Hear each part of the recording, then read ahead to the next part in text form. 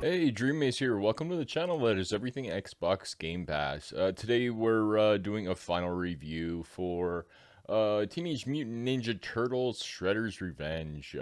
Cute little game that very much reminded me a lot of an old NES game that I used to play. There was so much similarity, it was kind of eerie actually.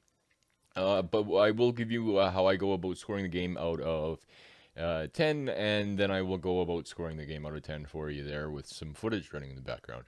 Number one, continuous challenge. I like a continuous challenge to make you want to, in this case, defeat more foot. Try and get strive to go further. Category number two, interesting story and good end. I like an interesting story as well as a good end in a game. It has to feel worthwhile, and it has to feel like it's worthy of your time. So that's category number two. Category number three, flexibility and useful rewards. I like a certain amount of flexibility of choice, but I also like useful rewards along the way to help you. And this game definitely played on a different side of things that kind of like almost made it lose points, but we'll see how it happens when we get there. Category number four, fun and realism. Fun and realism, it has to be a lot of mostly fun, but enough realism that it's gonna actually work properly and feel like it's done right. And the realism to the old game that they did was outstanding. Uh, Category number five, bugs, flaws, and serious defects. You can lose 2 full points for bugs, flaws, and defects on my game there. Without further ado, we'll just roll it. Category number one, continuous challenge. This game always had a continuous challenge. You just wanted to defeat what was ever out was coming in front of you there. Little side challenges and stuff like that. It made it entertaining enough for the couple hours it takes to play through the game. I would actually say a few hours. If you played it for 2 nights there, you'd probably be able to get through it. Yeah, so it did okay. I would say 2 full points in this category there. I would definitely agree with that. So interesting story and good. And they already had the story laid out for them. So they had to just follow it, and they did. So interesting story, good end. No more than I expect. No more or less than anything I expected. It did feel a little short though, but there was a lot of wonderful pixel artwork that went into this game.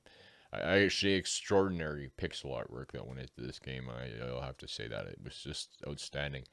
Um, Interesting story and good, and it was laid out for them. They did it. 2 points. So you're gonna get a full 2 points in that category. Category number three, flexibility and useful rewards. Flexibility was there with the choice of your character, but really not much more than that.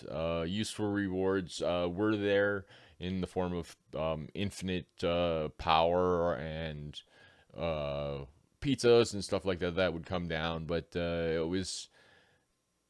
yeah. So there was flexibility and useful rewards, but it didn't feel full enough to me. So they're gonna only get 1.5 points on this category. Category number four, fun and realism.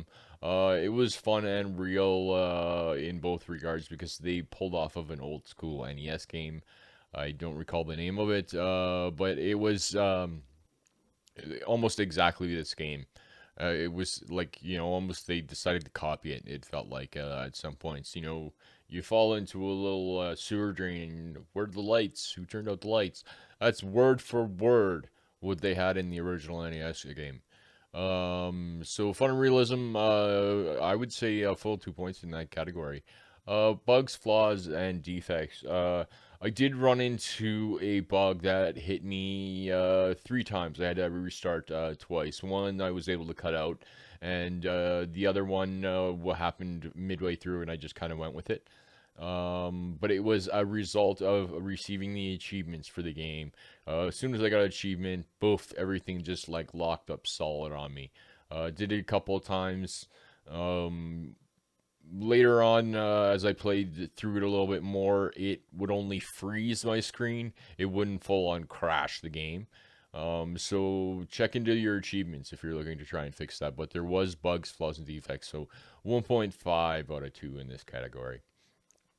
So altogether, that's a score of 9 out of 10 for Teenage Mutant Ninja Turtles Shredder's Revenge. Thanks for joining me for final review for Teenage Mutant Ninja Turtles Shredder's Revenge, where it scored a 9 out of 10, losing a couple, half a point on some of the flexibility and useful rewards throughout the game.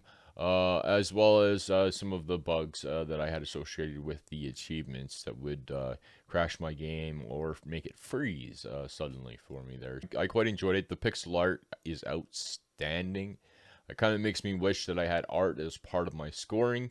That way you could have gotten a little bit more for that. But the pixel art just top notch, out of this world. Like just some of those vehicles in the world, and yeah, there was times I was getting my face beaten, and it's because I'm looking at the beautiful surrounding garage, and all the wonderful pixel art, and you go through a subway, and there's just brilliant, good pixel art. I really liked it. Um, it would be something that you would enjoy.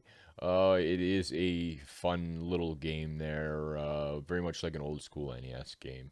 If you would pick it up, it would a couple nights you'd probably get through it, if not just one night, depending on how much difficulty you want to put into it. So if there's anything you saw that you liked, do good video thumbs up, and if you really liked it, you can hit the subscribe button. However, reminding you until next time, take care of yourself, your friends, and your family.